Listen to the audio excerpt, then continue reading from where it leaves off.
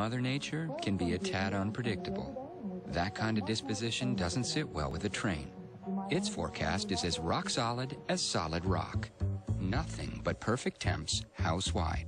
McCrae Heating and Air Conditioning has been serving your community for 75 years, and we're celebrating with amazing rebates and a 10-year parts and labor warranty free. Now that's peace of mind. These deals are available for a limited time only, so call today. Comfort you can believe in, no matter the season. That's the McCrae way. It's hard to stop a train. In these days of identity theft and fraud, along with tougher enforcement of HIPAA and FACTA, it's more important than ever to protect your client's personal information. Outsourcing your document and media destruction allows your employees to be more productive in their core responsibilities, saving on labor and ensuring stricter compliance with privacy laws. RMS can handle all your shredding needs. RMS not only provides on-site document shredding, but can also handle the destruction of hard drives and other electronic media on-site with no chance of recovery of any data from those disks. In addition, 100% of shredding paper and electronics is recycled. Call us today. See what RMS can do for you.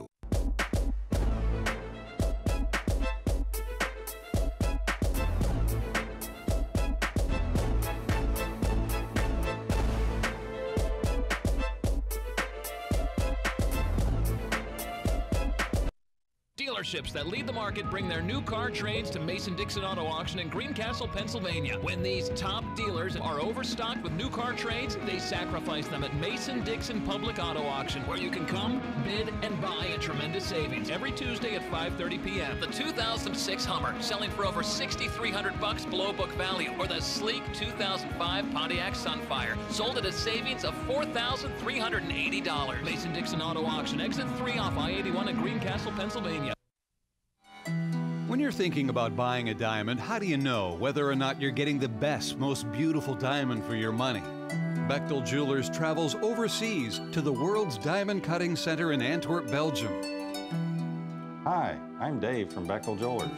Buying diamonds directly from the cutter gives me the ability to handpick from some of the world's best diamond inventories. You can be confident that you're getting the very best diamond for your money at Bechtel Jewelers in Inwood. The Potomac Eagles Scenic Railroad in Romney, West Virginia, along the south branch of the Potomac River, enchants everyone. Eagle! This has made my day. Luxury class and open window coach and open air cars to witness soaring eagles in their own backyard, the Trough. The Potomac Eagles Scenic Railroad has your excursion to adventure. See you at the station. Welcome back to Rams Stadium here. Vickers Sports is proud to present a good game so far, except for turnovers between American National and Shepherd. Right now, Shepherd's up 28-7. Just to look over some of these stats right before we get started here in the second half. One of the things that we talked about before the half were turnovers. 3 total turnovers for AIC that came into 21 points. 21 straight points, actually, for the Rams. It's just a matter of, if you look at, like you said, the overall offense, AIC is actually winning the game on the offensive side, but turnovers are killing them. Yeah, they definitely have more yardage. But again, yeah, turnovers kill you every time. Again, it's a momentum sapper, and it stops you from continuing to do anything well on your offense or defensive side of the ball. So kickoff goes through the end zone, so it's going to be a touchback, and AIC is going to get the ball. They're going to start out on their own 25-yard line. It's 28-7 right now, and Alderino, who so far is 11 for 16 for 186 yards, highlighted by that 52-yard pass to Easterling. Easterling has 3 catches for 90 yards and 1 touchdown. Alderino under center. Gets the snap and gives it to Williams, number 21.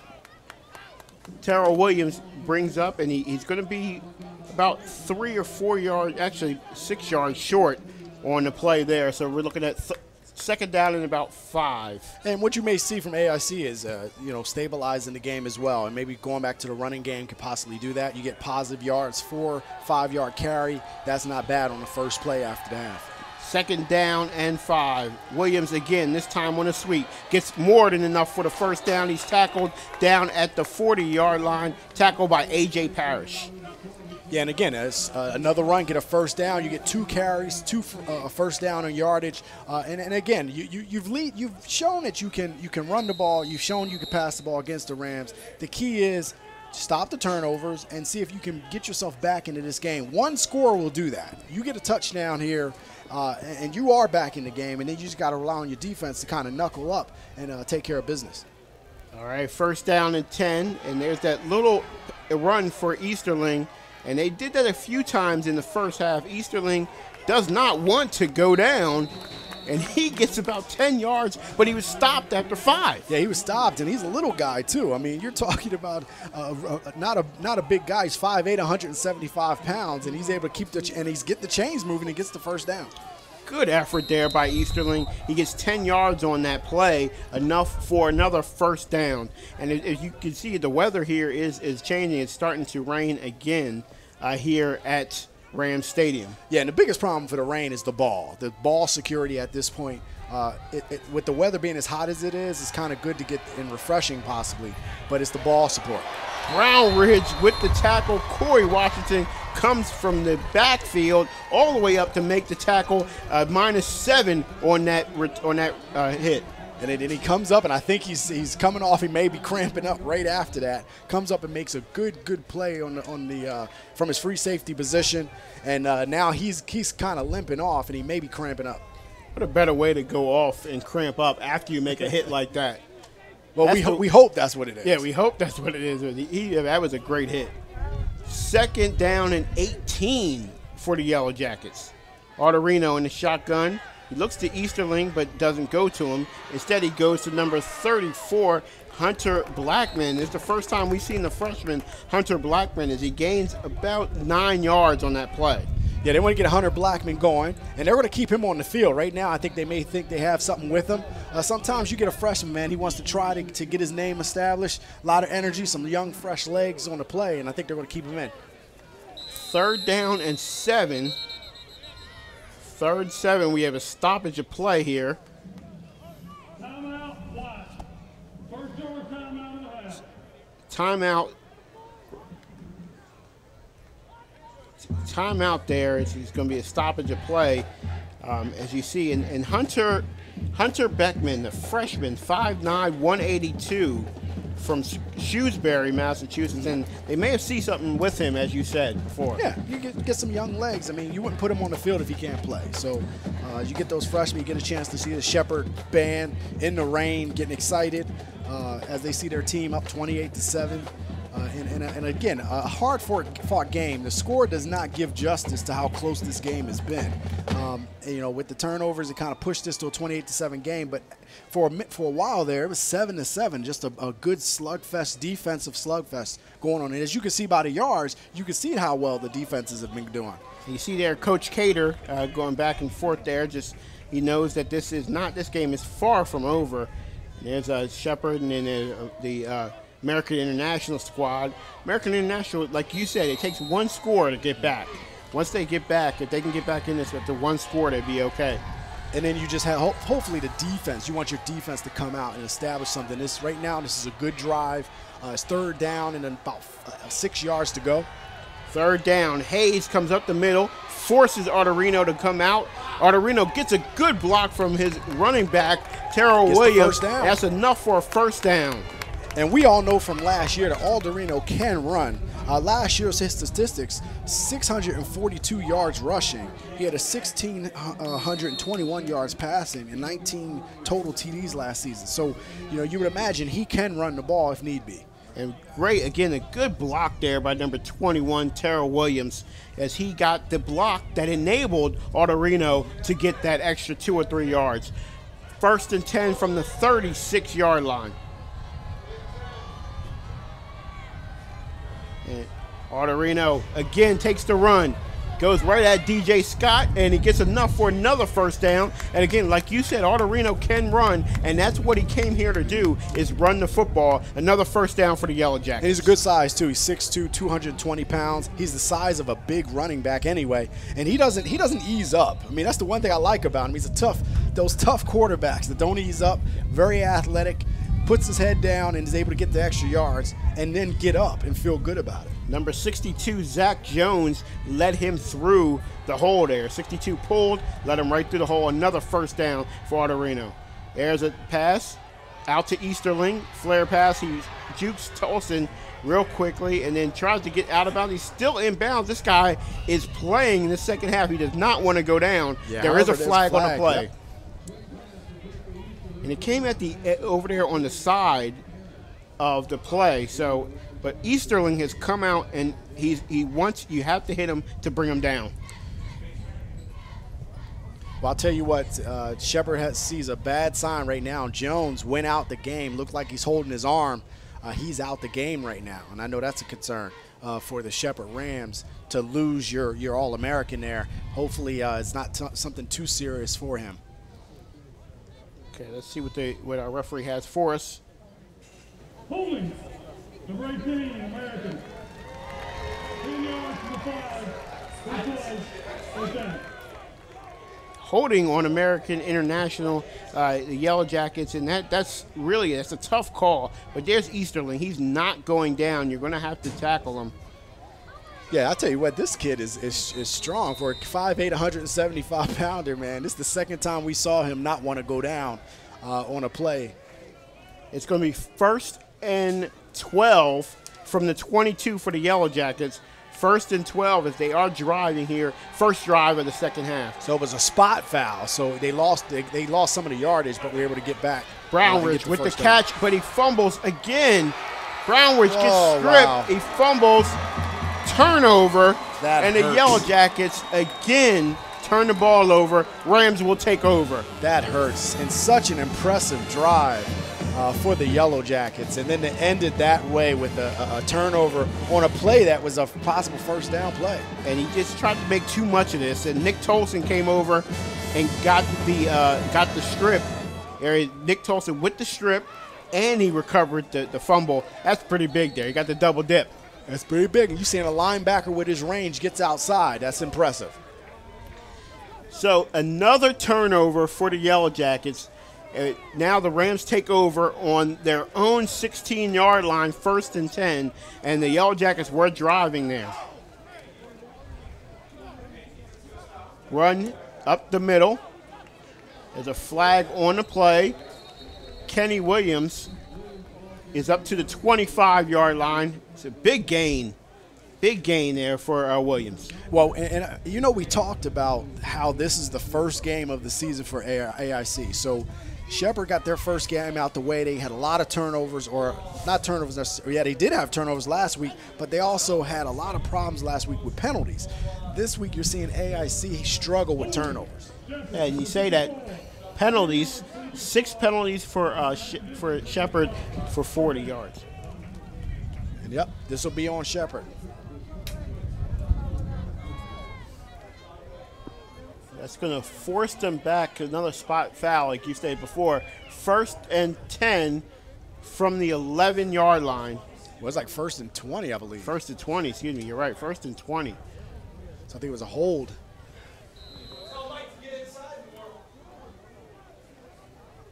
And Woolley was in motion and fixing his chin strap at the same time. And that one right there, just him doing that in motion kind of showed the story of that play right there. Good tackle up there, number 93. Akeem McFarland was up there to make the first hit. Yeah, and you also saw, number 53, Jaquez Simpkin involved in that play as well. He's all over the field today.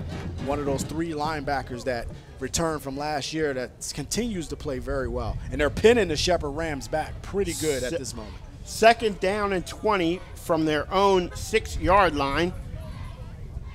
Cooper drops back to pass. He's looking for Larry Lowe, it looks like. And there he is, Lowe, right in the middle of the zone there. Went right through his hands, incomplete pass. It's going to be 3rd and 20. Yeah, Lowe was wide open, too, for a while. And then you saw the defense converge on him. I don't know if you've heard footsteps. That was definitely a catchable ball. Good ball from the quarterback, Bobby. It looked like it may have been thrown a little bit behind him. We'll see here on the replay. And I'll tell you, Cooper, one thing I like about his accuracy. I mean, he does throw an accurate ball. It was a little bit behind him, but hey, the rule is you get your hands on it, you got to get it. You got to bring that in. 3rd down and 20 right now. 3rd and 20 for the Rams. Cooper underneath center with McKenzie in motion. And very smart, just smart, run the ball up the middle a little bit, give yourself a little bit more space to punt. So there's going to be 4th down, and Troy McNeil has been punting very well today, putting the ball up in the air. The rain is starting to come down. It's going to make it tough for the returners to catch this. Good point. But it also can make it tough for the punter itself to catch that ball, secure it, and punt it off. So we'll get a chance to see on both sides the rain and the slippery of the ball could be affected. Rice and Easterling back to return the kick. It's a short kick. And Easterling has it, picks it up off the bounce, goes up the left side. I thought he might have had some room there to the right, but he goes up the left side. He's going to be down at about the 41-yard line. So now, again, AIC, great drive. They turnover. Now it's about them coming back and seeing if they can reestablish that drive and get the end zone. Right now, the timing isn't against them. If you score, you'll be down 28, possibly 28-14. So that'll put you into the game. As you can see the replay there, and on the tackle there, Mike Haynes. Yeah, Mike has been on special teams. I mean, he does very well on special teams. He's a backup running back, but I think he gives value on special teams as a good downfield runner. He can tackle well, and he does pretty good. Tolson running down Arterino, forcing him to throw the ball out of bounds. And Tolson is another guy who's everywhere today. Yeah, he is. I mean, you're talking about a linebacker that has safety slash cornerback abilities. He's even played corner last year. So, I mean, you have a linebacker with his size, but he has the speed and the agility of a cornerback. So he's having a really good game today. Yeah, I read some things about with Coach Cater saying that he's glad that Tolson was back. They thought he didn't have any eligibility left, and he did play because of injuries and suspension in the secondary, but you can see he can play all over the place. Arterino throws it and broken up by Dominique Dixon. Very good defensive play. It's going to be 3rd and 10. And he's another one having a special game. Extremely good athlete. Can possibly play safety as well. But he's another linebacker that does very well. They have a lot of athletic linebackers. You have the stud, A.J. Parrish, in the middle that kind of anchors that against the run. Dominic Dixon had 5 tackles in the first half. And now, like you say, just showing his coverage skills also. Parrish up the middle on the blitz. She forces Arterino down, and Mike Franklin cleans him up, gets the sack. He didn't lose yards there, right? So that is a sack. Yeah, that's a sack. And a good defensive stand for the Rams. And the quarterback, Arterino, is going down. Looks like he may be cramping up. I know they hope that's what it is. It looks like that's what it is. And you can see the knot on his calf. You can see that cramp happening. And that's what when you get this heat, you can see it happen. Look at that calf. Oh, that's a big-time knot on that calf. Wow. You're right. That is definitely a cramp. And that hurt. That hurts to look at. Yeah. Ouch. That's what cramps do, man. They jump up when you can't walk or anything. So you see the trainers trying to get that out. Get him some liquid in him, trying to get that out because they need him. If they're going to have any hope of coming back, they need him ready and get back in this game. 28-7 right now here at Rams Stadium. There you see some of the Shepherd players as they're looking on, just trying to see if Arterino's okay. And Arterino, there, that lump is gone now. Yeah, you see it? It just went away. It just went away, and they need this guy. They really do need him. He's a special player for this team. Right. Now, it's interesting because what you want is your defense to come out, get a 3 and out, and get him back out there right away. But he probably needs to work on trying to get his hydration up, which the problem is it's not tons you can do right away. I mean, sometimes you got to be hydrating at halftime and all through the game. And even yesterday when you have this kind of heat and humidity, a lot of rain going, it's just the perfect scenario to cramp up. Almost was a perfect storm, and that punt, the pun was intended there. Keon Robinson gets the punt, goes up his right side, gets tripped up a little bit, but stays on his feet. Keon Robinson making a move, and he tries to jump right over number 37, Shaquille Leggett. Good return by Robinson for the Rams. It was like Leggett was all turned around, and all of a sudden he sees Robinson coming and just lunges his body in, and he's able to make the play because I think he was the last line of defense there. Can I ask you about the cramping too? because of the delay. I know the delay was a little while ago now, but the delay came and went. Then you went to halftime pretty quickly. Well, does that accelerate the cramping process? Well, I don't know if it necessarily accelerated. I mean, the hope is that it gave you time to hydrate a little better. You know what I mean? To have both. You had 2 breaks with this kind of heat and humidity. So we have a penalty on the play too. But yeah, as long as you hope to use that time to hydrate, and that's what the trainers are telling their players: hydrate, hydrate, get water in you, because you can't wait till you're cramping and get water in you. You got to get water in you before that. The penalty negates a good return by Robinson. The Rams will start now 1st and 10 from their own 6-yard line. Almost deja vu. This is where they started last time. Yeah, this is where they started last time. AIC did a good job of keeping them pinned back. The problem is, offensively, they can't do anything with it. 1st and 10. Handoff right up the middle. Again, deja vu is just like the last series as it goes right up the middle for a couple yards. Kenny Williams on that carry. Well, if you're Shepherd, you're up 28-7. You have no reason to hurry. You have no reason to just chuck the ball all over the place and incompletions and stop the clock. So, you know, at this point, you can lean on your running game. It's just the fact that AIC is very good against the run. They're showing that. With those linebackers and that tough defensive line, they're showing that they can play the run well, but running the ball chews up clock as well. In the first half, Shepherd only had 34 rushing yards. So, as you said, AIC was very good against the run. And now we have another flag on the play.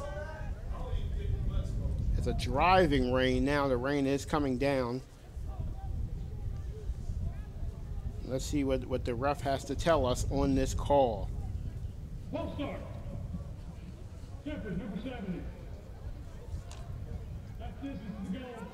We're close second half.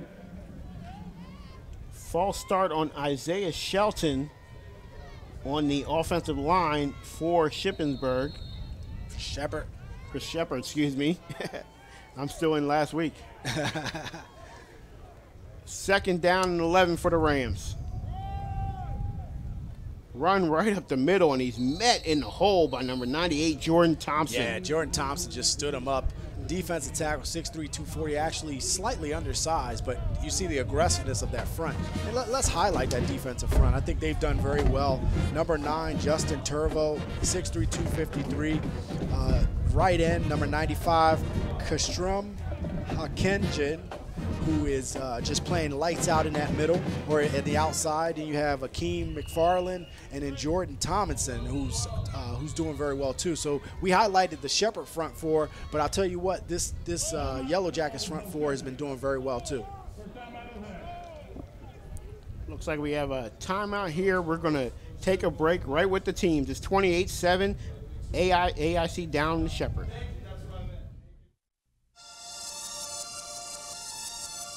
Call it sexy. Call it luxurious. Call it a game changer. Call it a sports coupe reincarnated into a fuel-efficient crossover. Call it what you will. Just don't call it expected. The 2013 Kia Sorento. Class-leading fuel efficiency meets class-leading horsepower. Parsons Kia, Winchester, Virginia.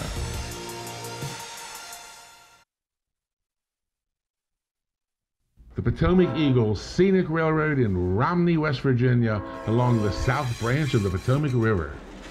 Enchants everyone. This has made my day. Luxury class and open window coach and open air cars to witness soaring eagles in their own backyard, the Trough.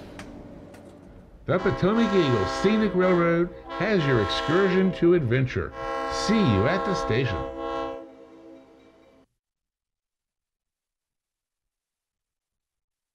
Incomplete pass there. Incomplete pass. Cooper was going to Kenny Williams at the backfield. Cooper was locked up there in the end zone. And I guess the referees thought he was throwing the ball to Williams, so they did not call the grounding on that play. Yeah, it seemed like they possibly could have. I mean, it looked like it was definitely in the grass, but at the same time, Cooper's a big quarterback, so he's not someone that's just going to go down on an arm tackle. But the key was there a receiver in the vicinity of the ball? And I think that's the question, and that's what AIC is saying happened. And McNeil high kick. Rice receives it at his 45. Jumps once, twice. gets all the way down to about the 38-yard line. So that's where the Yellow Jackets will take over at the 38-yard line. Good field position. Now we're looking at 6 minutes and 50 seconds. Good field position. You know, this is the third drive. They have to put points on the board because at some point they're going to start playing against the clock. And right now, the defense is doing what they need to do, but the offense has gotten stagnant. They put together a good drive, but they couldn't turn it into points.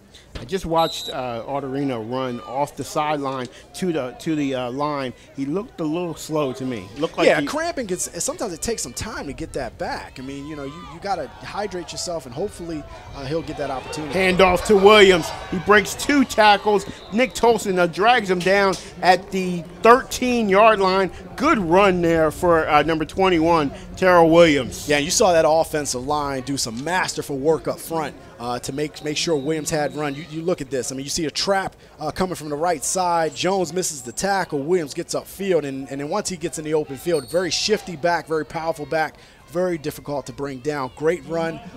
Good. Put them in the red zone. Number 7.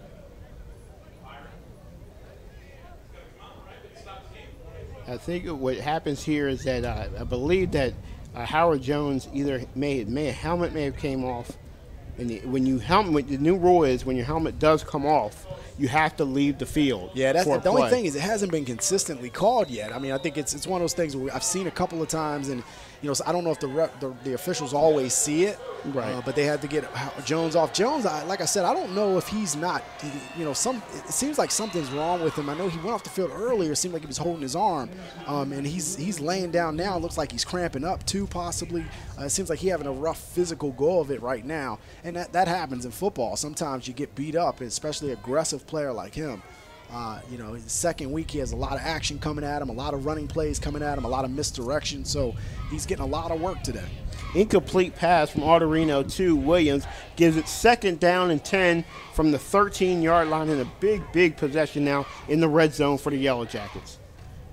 And Easterling in motion, and it was Autorino was going for it. That ball actually came out, but it came out after the ref blew the whistle and the play dead. You saw A.J. Parrish get some good penetration from his linebacker position, and I'll tell you what, he is always lights out on the play. So a loss of 3 on that, so it's going to be 3rd down and 13 on their 16-yard line. The Yellow Jackets have to get to the 3-yard line to get a 1st down. And is this 2-down territory here?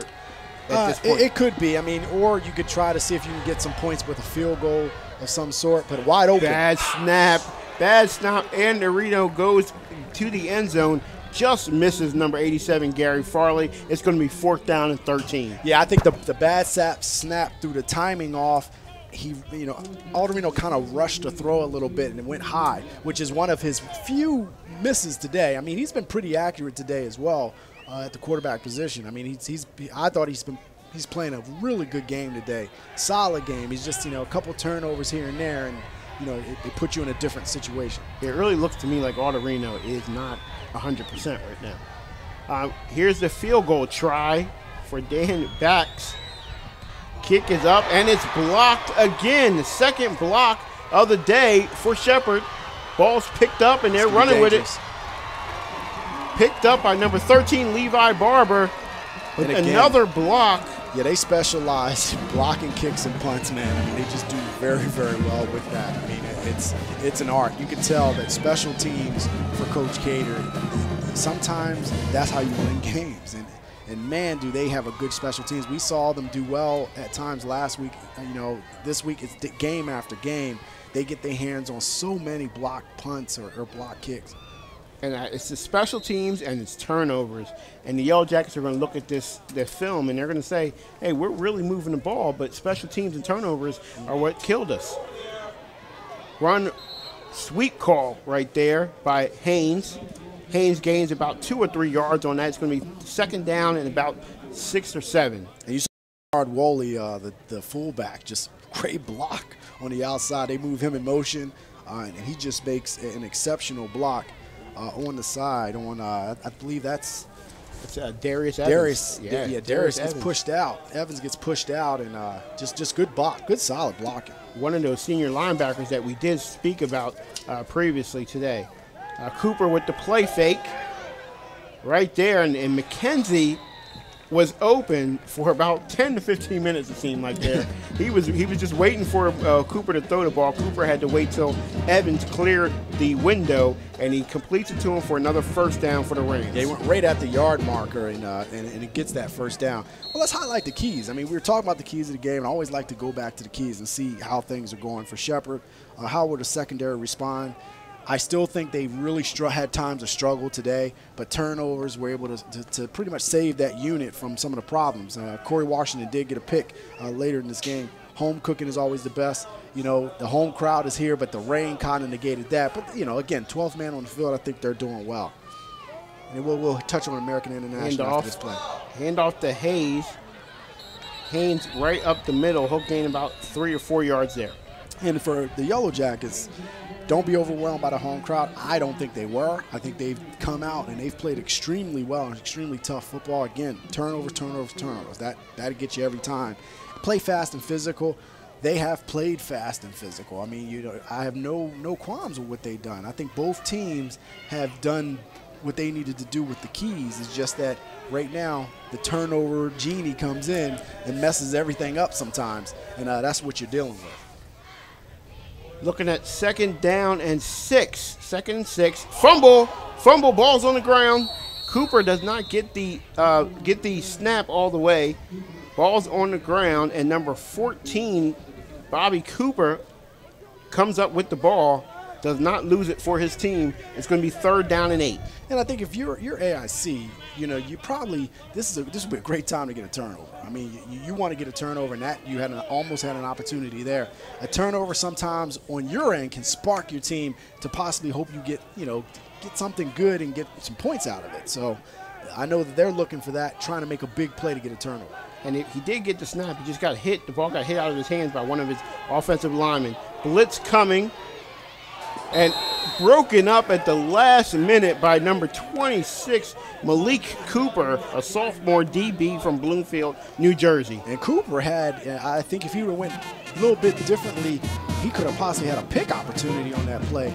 The ball kind of hung up in the air a little bit, so Cooper kind of covered some ground really well, got up in the air, almost got a pick. That would have been a pick 6, too, if he would have gotten to that one. Oh, yeah, there was nobody in front of him there, but a good defensive play regardless. A little upset with himself, but a good defensive play regardless for the Yellow Jackets. 4th down, and we have a timeout here on the field. And the referees replace the ball. 4th down and 8. Punt coming here, and McNeil has been very good today. And another good high punt, forcing Easterling to fair catch it down to the, it looks like they're going to start at their own 8-yard line. So another good punt by McNeil today, who's been a star. Yeah, he's definitely been a star, just really pinning the Yellow Jackets down to try to force them to drive a long field. And this is where you want to start hitting some big plays. You're going to need to, because you're going to need to chew up some yardage quick. We're at 2:53 left in the 3rd. Time is starting to be an issue, and you've gone through an entire 3rd quarter and haven't been able to put up points on the board. So this is getting to the point where time is becoming a factor. 2:53, as Jerome just stated here, in the 3rd quarter. The Yellow Jackets are down 21, 3 touchdowns. Arterino underneath center. Hands off to Williams, who bounces outside but cannot get past that defensive line. Xavier Tyler, another guy who we have said his name a few times today, makes the stop. Yeah, I mean, again, that defensive front is coming. They're, hitting their gaps, making sure that they're wrapping up. Again, they're 2 mirror images of each other, but Shepherd is opposing their will. And, one of the things I'm not seeing as much is some of the dynamic offensive play calling that the Yellow Jackets did early on. I mean, the rollouts, getting Alderino rolled out, the draws, the screens, the good play action. Alderino, incomplete pass, and he goes incomplete to Stephen Benjamin, number 80, a guy who I thought they were going to highlight more here in the second half just because of the sheer size of this guy. Yeah, sheer size. I mean, sometimes when you have players, receivers that are that big, the problem is not necessarily the size, but it's his ability to get downfield and get out of his breaks, speed and quickness. But when you have a matchup of a receiver that size, you definitely, sometimes you want to take a chance to throw it up. Instead of having the ball go to the ground, you want to put it up in the air for him so he can go up to the highest point, because he's going to get to the highest point, and there's no defender on Shepherd's defense that's as tall in that secondary to challenge him there. 3rd and 13. Alderino back to pass, and Nick Tolson. He didn't even see Tolson. Didn't even see Tolson. Tolson had a chance at a pick 6 there. Regardless, it is 4th down. Yeah, that could have possibly sealed the game right there, and you know, he didn't even see him. And again, the athleticism of Tolson coming out from that linebacker position. You got 2 of the 3 linebackers that can play probably safety and cornerback. You know, they got the size to be able to play linebackers. So they play the run very well, and they defend the pass very well. So when you get your athletes on the field, that's what you're looking for. We talk about Tolson. We've spoken about him a lot today. 6 foot 210 senior from Forestville, Maryland. There's the kick by Bax, and DJ Scott's just going to let it roll. It's going to be rolled down at the 45-yard line. That's where the Shepherd Rams will take over. So now we get the clock going. With 2 minutes left in the third quarter. So again, you know, another opportunity for the Yellow Jackets. They can't do anything with it, and now the Rams get the ball back, and they can lean on their running game. Right now, there's no reason to do anything. If you get an opportunity to score and put this game away, you definitely want to do that. But now you could possibly chew up clock, so you might see a big dose these next 2 quarters of Williams on the play. And Kenny Williams is back there getting ready to for this play, and he does get the handoff. And number 11 comes up and makes the stick. Darius Evans, also 42 at the bottom of that pile. Will Garcia, linebackers coming up making plays. Yeah, and again, those linebackers, we know what they can do. They come up and they make plays all the way around. And you know, that's probably the strength of this team. You know, they have some really good linebackers. When you have guys that can play that tough, you know, you're going to have success against a lot of teams in that Northeast 10. 2nd down and 11, a loss of 1 on that play. Looks like the blitz is coming right through the hands of number 81, Billy Brown. Cooper misses Brown right there. It's going to be 3rd down and 11, and the good thing about that for the Yellow Jackets, it stops the clock. Yeah, it stops the clock, you know, and that's what you want at this point. Minute 23. Stops the clock, you get the ball back, and I think you have more than enough time, potentially, if you can get a stop right here on 3rd down. We're looking at a 3rd down and 11. Cooper in the shotgun formation. And this is a big down for the Yellow Jackets. Frick goes in motion to the other side. Looks like we're coming with a blitz. Garcia comes with the blitz. It's picked up very well, and it's caught right at the 1st down marker. Caught by number 84, Dalton Boyd. First time we called his name today. And he's caught right at the 1st down marker, and that's enough for the 1st down. Big 1st down for the Rams. Yeah, that's definitely a big 1st down. You see the receiver sits in the zone. Cooper just hangs in there, throws a good ball, good catch in the zone, and 1st down. Very good blitz pickup by number 70, Isaiah Shelton, on that play. Garcia was coming all the way, and Shelton picked it up. 1st and 10 for the Rams. Another run. Williams gains about 3 yards on that play, so we're going to be looking at 2nd down and 7. Yeah, again, the clock's going, chew the clock, heavy dose of Williams when you get the opportunity at this point. And anytime you can get 3, more like 4 yards, but this was a 3-yard gain. You know, you can lean on him and just keep chewing up the clock. You're ahead pretty comfortably at this point.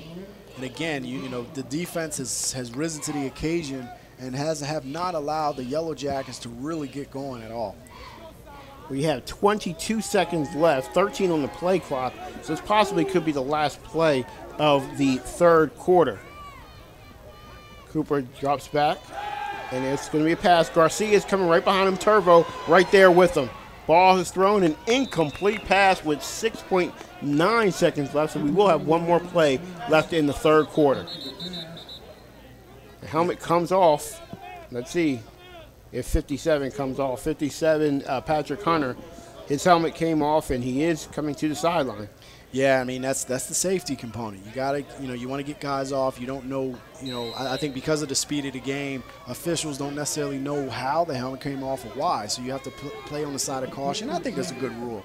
I think historically, big hits are huge, and you want to see that. But at the same time, you got to protect the players, and I think they're doing it at a young level to help these players play safe. 3rd down and 7. 3rd and 7 for the Rams. Cooper drops back to pass. He just swings it out to Williams, who gets upended, and the ball is incomplete. Mike Ford, the freshman, comes up and makes the play. Yeah, that's very, very solid minutes for a freshman player. I mean, it's very solid. And here's the good thing about all that. Again, for the Yellow Jackets, another break. They're down to 1.9 seconds left. Wow. The clock has stopped, so they're going to get the ball back. In the fourth quarter, they'll probably have the ball in the fourth quarter, but still a good break to stop the clock again.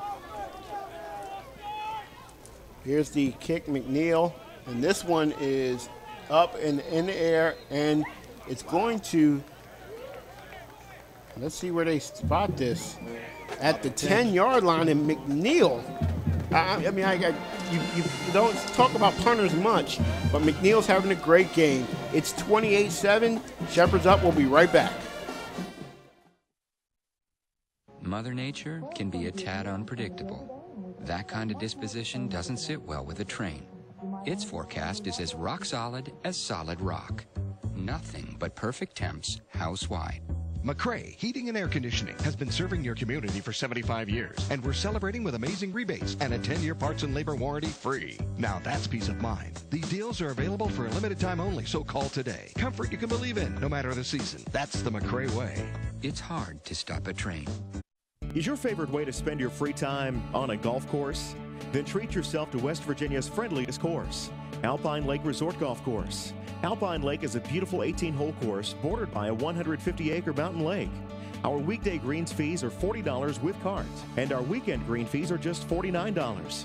Enjoy our cool mountain air and take pleasure in our stay and play golf packages, starting at just $100. Meet friends at the resort, on the deck overlooking one of West Virginia's most beautiful vistas. Start of the fourth quarter here at Rams Stadium. The Yellow Jackets take over at their own 10-yard line after a great punt by McNeil. It's going to be 1st and 10, and there's a stoppage of play. Another flag. There's another flag is on the play.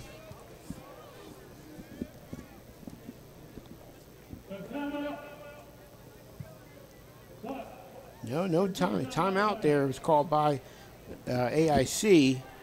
I guess they want to get started on this and make sure they get started on the right foot here in the fourth quarter. Yeah, they have 15 minutes right now. I mean, this is time. If there's ever a time that you needed to get points on the board, it's right now.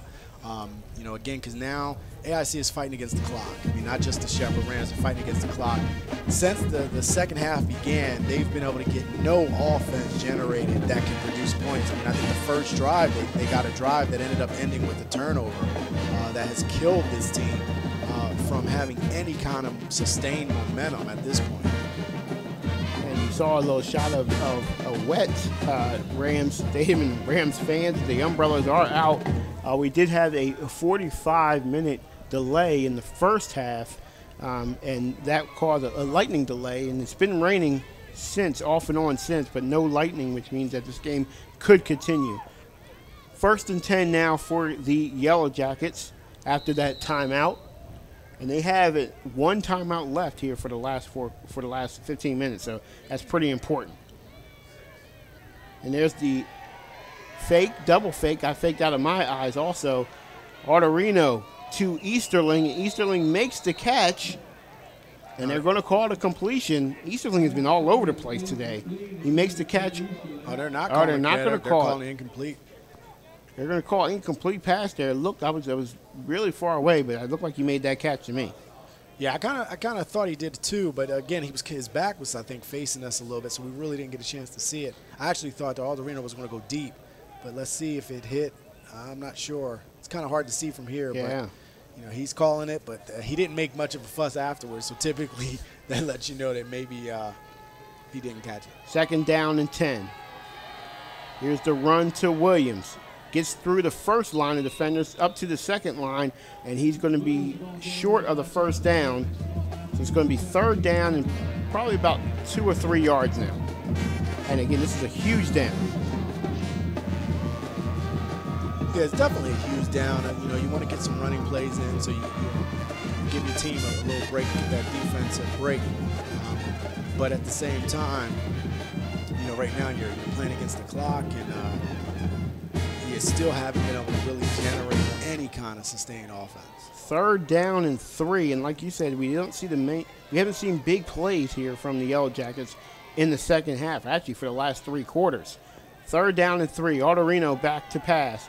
He throws it, and Benjamin was not ready for that one. As he looked up, the ball was right on top of him. Incomplete pass, 4th down and 3, and here comes the punt team for the Yellow Jackets. And Isaac, right now it just seems as though the Yellow Jacket offense is just not in sync. They cannot seem to get back to where they were early in the game. And I think part of that has to do with Shepherd. You're seeing the Shepherd sideline there. They're going to work. They're doing what they need to do. But again, you know, they can't sustain any drives at this point. And this has been a pretty abysmal half for them offensively, with the exception of that first drive. DJ Scott back to return the kick. Jeez. And DJ Scott gets the ball. It's a great punt. He gets it past the 50, passed on to the 40, to the 30.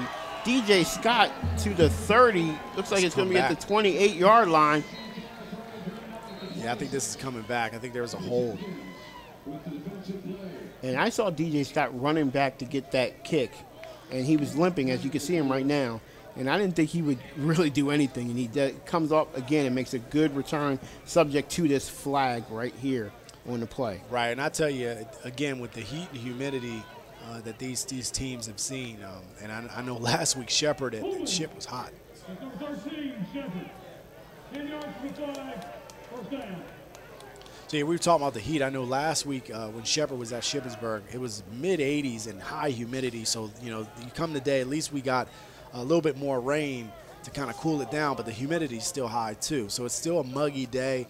This is the prime time for cramping, so you got to make sure guys are hydrated. I mean, you're sweating just from walking out on the field. I remember, you know, at pregame walking around, it was a little hot. 37-yard line for the Rams to start.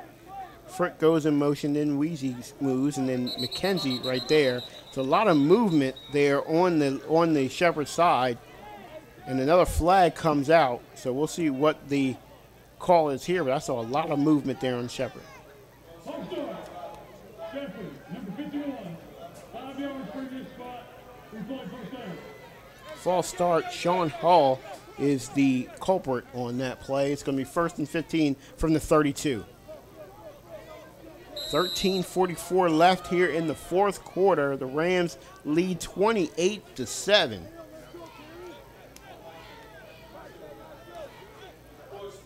Cooper takes the shotgun but hands it right to McKenzie. McKenzie was, again, he was down. He was hit after 5 yards, but then jumped ahead and got 2 more yards to gain him 7 on that play. Yeah, McKenzie just hard running and good. You know, for Shepherd, you want to keep the clock moving at this point. 13:25, the clock is still moving right now. And again, the clock is now against AIC Yellow Jackets. And you just heard is Jerome Presley. I'm Isaac Dyer. We're here at Rams Stadium in Vickers Sports, 28-7. The Shepherd Rams lead the AIC Yellow Jackets. 2nd down and 9. Handoff this time to Larry Lowe. It's Larry Lowe goes right up the middle, right up the side there, gets enough for the first down, gains more than enough for the first down, and it's going to be 1st and 10, and it's another run that keeps the clock moving. It definitely keeps the clock moving. Actually, he may have gotten out of bounds, which stopped the clock. I was with you.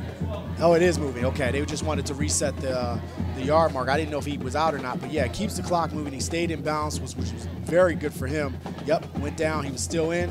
The clock keeps moving, and it's just chewing up time. 12:40. And you can probably expect another run here for the Rams just to keep running to them. Yeah, at this point, I mean, I think they could really chew this clock down, especially if they can get runs like that. If you're starting to, remember, the AIC defense is now starting to be on the field a while, and you're starting to feel, we talked about the heat already, And after a while, you know, you're either going to have to start bringing in some fresh bodies, but typically when you do that, the talent level will drop off. So it's getting more and more difficult. It's a well-fought, physical game into the fourth quarter against a team that's up on you, and now they're putting it to the pedal running the ball. So it can be very difficult. Hockenson runs off for the Yellow Jackets there. As you said, they've been on the field a lot. So he was tired, needed a break. It's 2nd down and 4 for the Rams. Williams again gets the tackle. He is tackled from behind. Jordan Thompson makes that tackle from behind. It's going to be 3rd down. No, they gave him enough. He scoops ahead enough for the first. Yeah. And that's Williams. I mean, they're figuring him enough. 5'11", 200, close to 230-pounder. Very low center of gravity. He runs very hard to bring down, especially after you've been working so hard all game. And now Shepard is going to the bread and butter, which is the running play, the heavy dose of the big guy in the backfield. Williams leaning on that offensive line. This time it's a fake to Williams. Cooper throws it, hits Lowe. Lowe has enough for the first down and a little bit more. 1st and 10 again for the Rams. Good play call. You've been running the ball effectively. Williams got 2 first downs. And what do? You come back with a play action fake. Same action, hit Lowe, wide open on a stop, and he gets the ball. Larry Lowe, is looking over these stats here. That might be his 1st or 2nd catch of the game. He's not been a focal point of this offense today. 1st and 10 from the 22.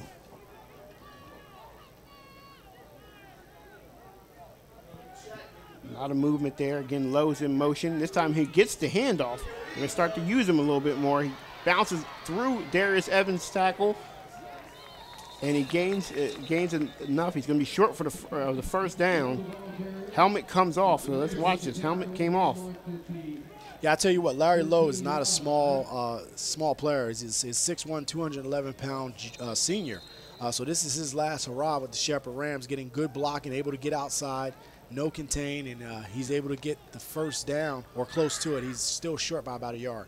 And Darius Evans just missed that tackle, and as you stated just a few minutes ago, and this defense has been on the field a lot, so now they're starting to get tired here. It's 2nd and 1. Quick pass out to McKenzie, and he's very close to the first down. Yeah, McKenzie's played very well too. You get a chance to see him highlighted a little bit for the offense for the Shepherd Rams, and he's showing he can play very well. Very, very small guy, 5'9", 168 pounds. But I tell you what, he's very skilled, and they really like him on the field, especially getting him in open space. First down, 1st and 10 from the 11-yard line there, and there's a run right up the middle for number 39, Mike Haynes. Yeah, now you're starting to see, the fatigue set in for the players on the field and off the field, the doubt setting in, and it's getting more and more difficult, and a lot of clock got chewed up in this half. We're at the 9:34 mark, and if Shepard puts this ball in, it potentially could seal this game for the most part for the Yellow Jackets. 2nd down and 2. And they actually can get a first down without getting a touchdown. Haynes in the backfield. Gets the carry again, and he's tripped up that time by the blitzing Rice. Rice comes up the middle, trips him up, and it's going to be 3rd down for the Rams. So a big down. You definitely want to stop them from scoring. You want to get an opportunity to get the ball back. Good job by number 2, Markel Rice, coming up and making that play. 8:56 left in the game. 3rd down and 1 yard. They're on about the 2.5. They can get a first down without getting a touchdown. Haynes in the backfield. He takes it, and he's down. He doesn't get a touchdown, but again, they can get a first down. So he's right at the goal line there, so we'll see if he's got enough for a first down at least and start a new series of downs for the Rams. Officials timeout. And they call a first down. Yeah, it's first, and now you have 4 shots from the 1-yard line if you're the Rams. And with that big offensive line and those running backs, and right now this is the Mike Haynes show. And like I said, we've seen him last year play very well when he got his time. He backs up now, Kenny Williams. So, Now is his time, but he gets hit hard. Sweep play there. Number 53, Jaquan Simpkins comes up and saves a touchdown. Yeah, Simpkins, like I said, he's played extremely well. I mean, that may put him in the double-digit tackles for the day. But you just see him from his linebacker. He reads and reacts, and he comes up, makes a good hit right in the hole. Just knocks Haynes right down. Just good play from the 6'3", 220-pound linebacker anchoring that middle of that defense. Second down and 1. And second and goal, excuse me. Haynes that time, I'm not sure if he got in that time. They called him in. Touchdown. That was very, very close. I think the key is going to be where the knees touch down, but I think the officials, their thing is they saw it, and that may have pretty much sealed the game for the Rams.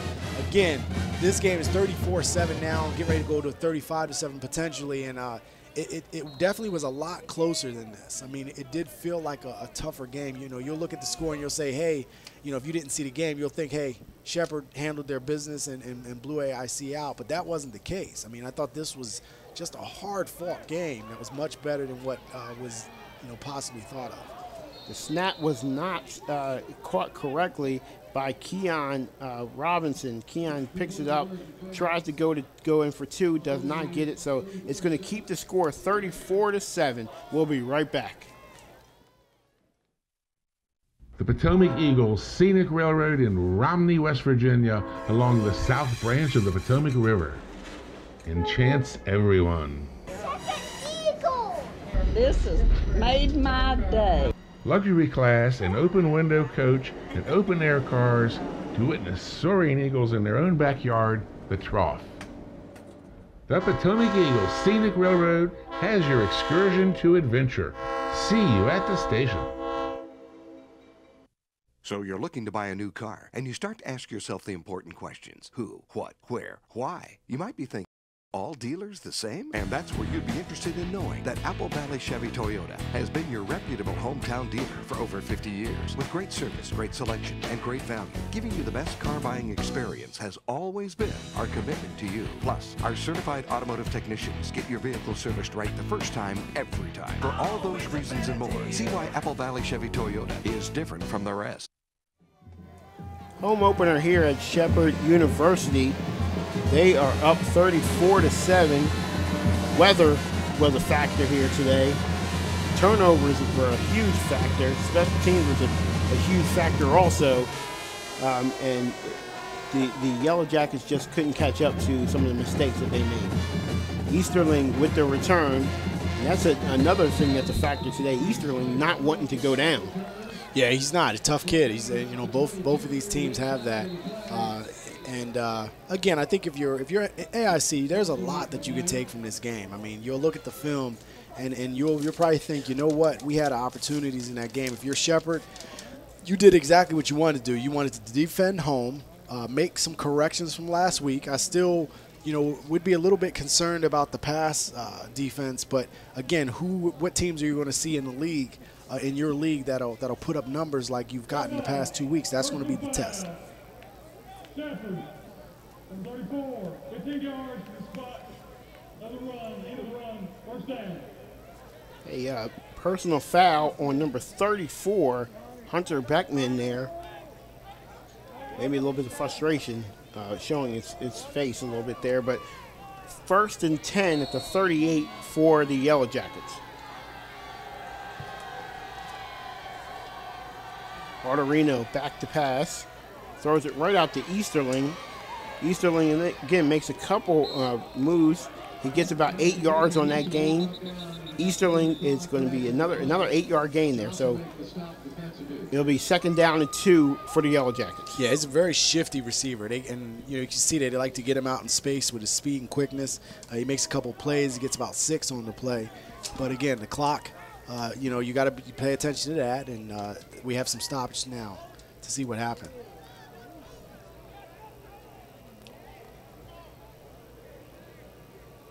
Holding, American number 70.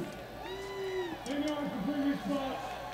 First down. So it'll be coming back. So any positive yards, again, first game, and as we know, those first game jitters sometimes kick in. You do have high frequency potential for for flags, for penalties, as well as turnovers, and I think both of those things happened today for the AIC Yellow Jackets, which gave the Rams some good opportunities, and I don't know many teams in the nation that take advantage of opportunities like the Shepherd Rams will do.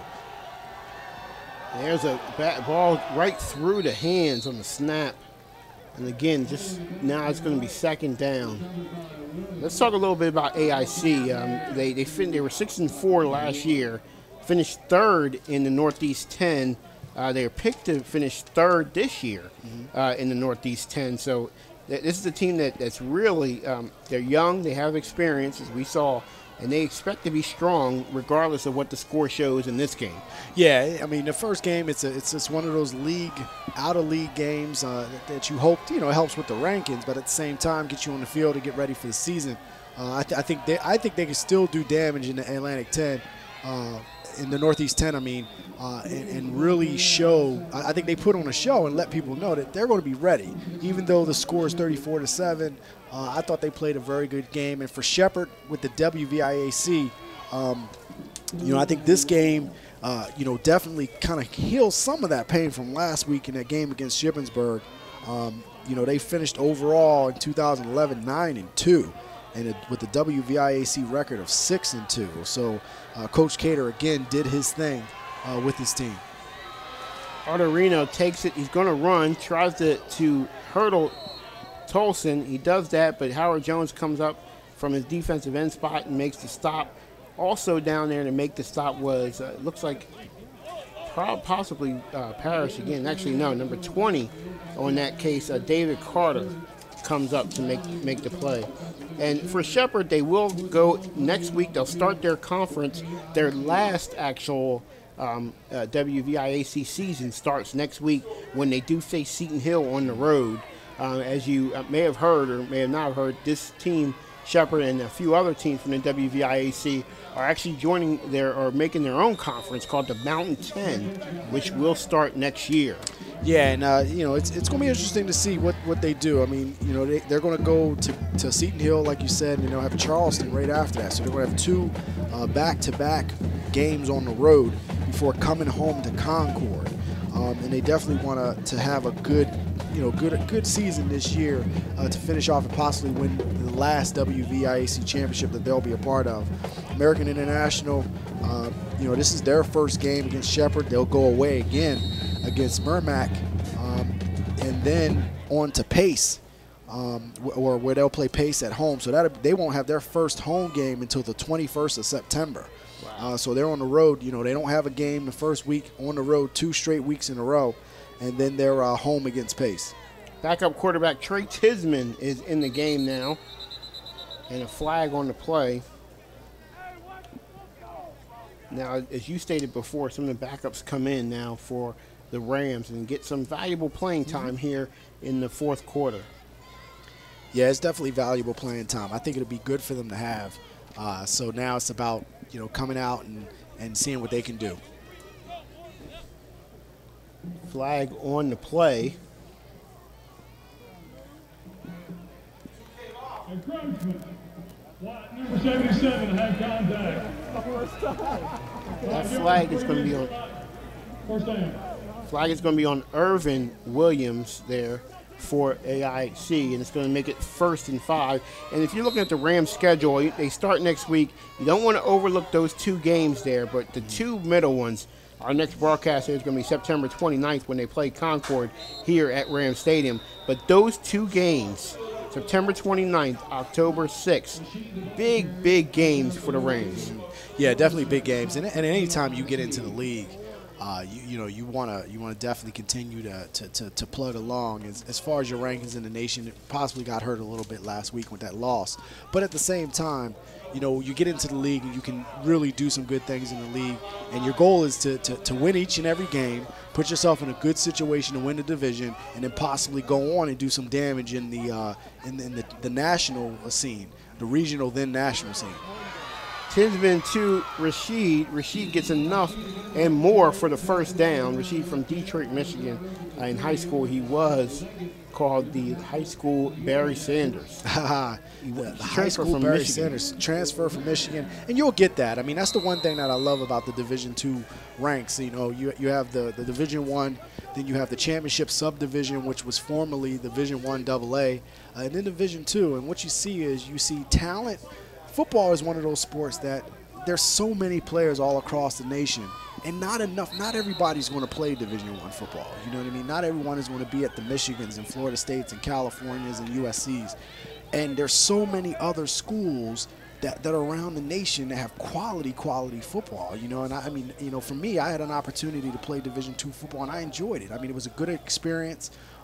Did get recruited by some Division I schools and had that opportunity, and things worked their way out where I got a chance to play Division II football. And it was, what I realized, it was great football. You're talking about extremely talented players. I mean, sometimes we play, you know, you play against players on your team, players from other teams that are transfers from big-time schools that didn't get run there, so they were recruited by Division I schools. So it's really good to see, for athletes out there, you don't get that Division I. There's still scholarships at the Division II level to help you pay for school, and these are good educational programs, which is the most important. Rashid, the transfer that we were talking about, goes up the middle, gains no yards, so it's going to be 2nd down and 5. And we talked a little bit about the loss in the conference here. They did lose last week, but the good thing about this level is if you win your conference, you usually go to the playoffs. Is that correct? Right, and Shippensburg was an out-of-conference game, so, you know, for them to come in, you know, they're still not in conference until next week, but they win that conference. But it's not a given, though, because you can win your conference and not stack up well in your region. And if you don't stack up well in your region, that could be a problem. So you want to win the conference, but you also want to put yourself, you know, in a situation where you do well in the region. So every win is important. Luke Baxter, the redshirt freshman on that carry, gets enough for the 1st down, and the Rams continue just to bleed the clock here at Rams Stadium. And you think about it, there are more teams in Division II, I believe, than any of the other conferences. So you have a lot of teams in Division II that are all over the nation, and you're trying to come out of your region and getting the regional playoffs and then come out of your region to represent nationally. And again, you'll see some really tough, amazing programs at the Division II level with these big schools. I mean, good-sized schools. I mean, you're going into some of these arenas, man. You're looking at it like, man, is this Michigan? I mean, it's a Division II school, and it's amazing. Smoot on the run right there. Smoot's a 5'9", 183 junior. As he's getting a little bit of a run here, and he gains about 8 yards on that carry. Yeah, and the clock is pretty much, you know, it's going down. I think it's pretty much a done deal at this point that Shepherd's want to come in and pull this win off, a much-needed win to start the season after losing last week. So, you know, now it's you know, after this game, you go into league play to see if you can make some hay in your conference. Our cameraman got a good shot of Coach Cater there looking at the clock just to make sure the thing was still running, I guess. Good tackle there. Demetrius Steed, he's an impressive freshman, comes up to make that tackle for American International. Yeah, we've called Steed a couple of times, and then for him to still be in play mode, you know, you're seeing them. They're not done. You know, at this point, they have a lot to build on this. You know, after this game, I really think they do. And they're very young. Like we said, they're very young. We have freshmen, we have sophomores, all over the map making plays here. So this team, Coach Art Wilkins has a team here that's going to be pretty competitive as they are picked 3rd in their conference, and they will be competitive throughout this year and next. 3rd down and about 5 for the Rams. Tinsman back to throw, and he hits number 11, Robert Bird. Bird gets enough for the 1st down and a couple more there. Another 1st down for the Rams, and he stays in bounds. Yeah, it just keeps that clock, keep the clock rolling. And, you know, we know what it's time for. It's time for the hit parade. And, you know, nowadays, you know, we want legal hits that are pretty big. And you see some hits, you know, guys getting upended, which is always pretty cool. You know, on some blocks. We've seen a couple of blocks that were just amazing. And then that was a good one there. And just guys are just putting their heads in. And these are legal hits, man. It's good to see. You know, you're not seeing guys getting hurt or injured. You're seeing guys come up, you know, with proper tackling techniques and putting the ball carrier to the ground, which is important. Less than a minute left here at Rams Stadium. The Rams are going to improve to 1-1 after that loss last week at Shippensburg, which has been now erased. As they're 1-1. They come home and they get some of that home cooking that we were talking about in the pregame. American International is going to lose their first game of the year after a long trip down from Springfield, Massachusetts. However, as we stated here, they have something to build on with Kevin Arterino, who I was pretty impressed with today. Oh, very impressed with him. His toughness, his accuracy, his command of the offense. I mean, he showed some just really good leadership for his team. And I tell you what, the guy doesn't go down when he has the ball in his hands. And I think this is it for the game. And again, hard-fought game for both teams. Shepherd gets a little taste of home cooking, and they're on the road. Yeah, they're on the road here. And next, they will be on the road. Shepherd wins 34-7. Coach Cater coming across the field along with the rest of the players. Art Wilkins is got his team coming in here, and they play very well. I'm pretty impressed with American International. We didn't know much about them when we came here. Didn't know much about them, but I think we know a few different names. Arterino, Markel Rice played well. A couple turnovers, though. Turnovers, penalties, that's what got this team the loss today. Yeah, definitely turnovers and penalties, and you can't win games that way. You just can't. It'll take everything out of you when that time comes. There's the final score. Shepherd 34, American International Yellow Jackets 7.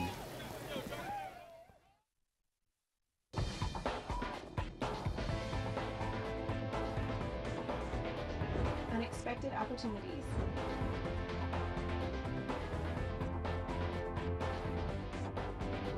Unexpected adrenaline.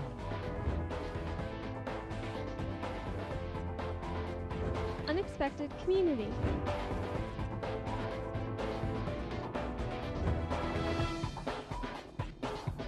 Shepherd, unexpected. In these days of identity theft and fraud, along with tougher enforcement of HIPAA and FACTA, it's more important than ever to protect your client's personal information. Outsourcing your document and media destruction allows your employees to be more productive in their core responsibilities, saving on labor and ensuring stricter compliance with privacy laws. RMS can handle all your shredding needs. RMS not only provides on-site document shredding, but can also handle the destruction of hard drives and other electronic media on-site with no chance of recovery of any data from those disks. In addition, 100% of shredding paper and electronics is recycled. Call us today. See what RMS can do for you. Don't throw your money away. Come to Mayhew Chevrolet, Sunrise Summit in Romney, or on the web at mayhewcars.com. Hi, I'm Kimberly Mayhew. At Mayhew Chevrolet, we are a family business where we remember you by your name and not a number. Come to Mayhew Chevrolet. We will take care of you. It's our weekend. Should we spend it wandering in some home improvement warehouse? No. I say we go to Ace. Yeah. Get help when we walk in the door. Yeah. Because we will maintain our homes, but we will also maintain our weekend. Yeah. Find your helpful hardware man at Dawson's Ace Hardware, 99 Park Circle, Route 522 South, Berkeley Springs, West Virginia. Your in-store wingman helps get your weekend back at Ace. Call it sexy. Call it luxurious. Call it a game changer. Call it a sports coupe reincarnated into a fuel-efficient crossover. Call it what you will. Just don't call it expected. The 2013 Kia Sorento. Class-leading fuel efficiency meets class-leading horsepower. Parsons Kia, Winchester, Virginia.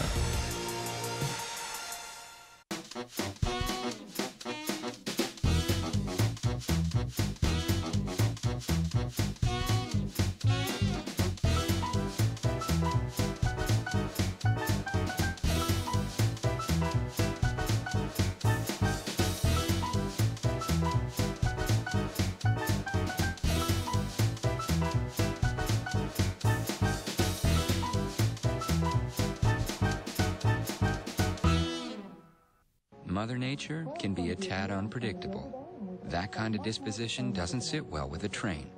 Its forecast is as rock solid as solid rock. Nothing but perfect temps house-wide.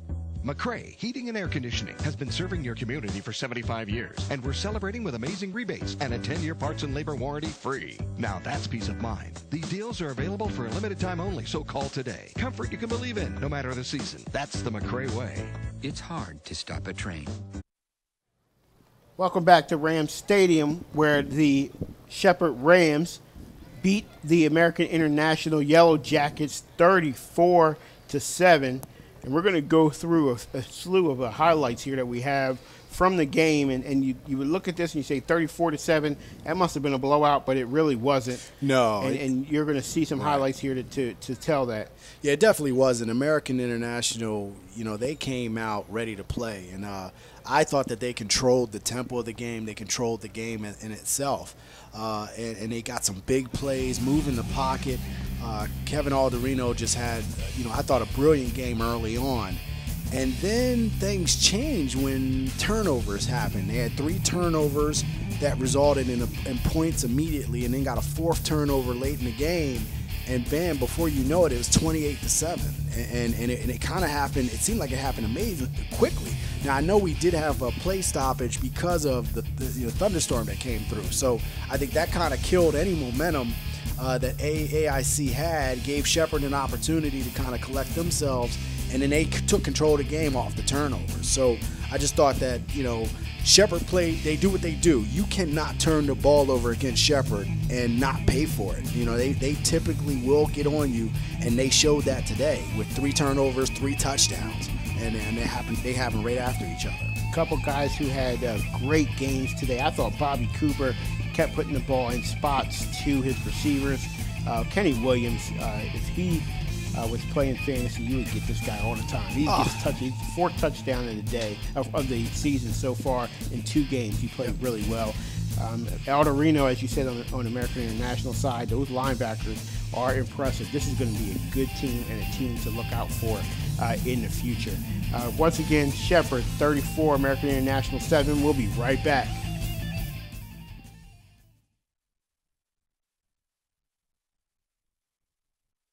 Mother Nature can be a tad unpredictable. That kind of disposition doesn't sit well with a train. Its forecast is as rock solid as solid rock. Nothing but perfect temps house-wide. McCray Heating and Air Conditioning has been serving your community for 75 years, and we're celebrating with amazing rebates and a 10-year parts and labor warranty free. Now that's peace of mind. These deals are available for a limited time only, so call today. Comfort you can believe in, no matter the season. That's the McCray way. It's hard to stop a train.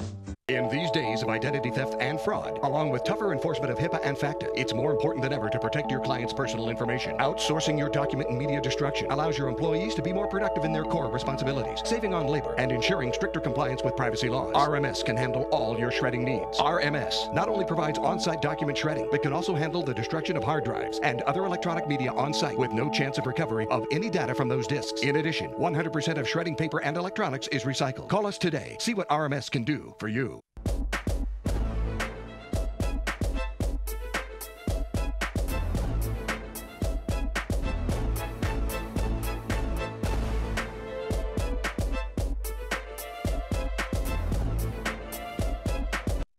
Dealerships that lead the market bring their new car trades to Mason-Dixon Auto Auction in Greencastle, Pennsylvania. When these top dealers are overstocked with new car trades, they sacrifice them at Mason-Dixon Public Auto Auction, where you can come, bid, and buy at tremendous savings every Tuesday at 5:30 p.m. The 2006 Hummer selling for over $6,300 below book value, or the sleek 2005 Pontiac Sunfire sold at a savings of $4,380. Mason-Dixon Auto Auction, exit 3 off I-81 in Greencastle, Pennsylvania. When you're thinking about buying a diamond, how do you know whether or not you're getting the best, most beautiful diamond for your money? Bechtel Jewelers travels overseas to the world's diamond cutting center in Antwerp, Belgium. Hi, I'm Dave from Bechtel Jewelers. Buying diamonds directly from the cutter gives me the ability to handpick from some of the world's best diamond inventories. You can be confident that you're getting the very best diamond for your money at Bechtel Jewelers in Inwood. The Potomac Eagles Scenic Railroad in Romney, West Virginia, along the south branch of the Potomac River. Enchants everyone. This has made my day.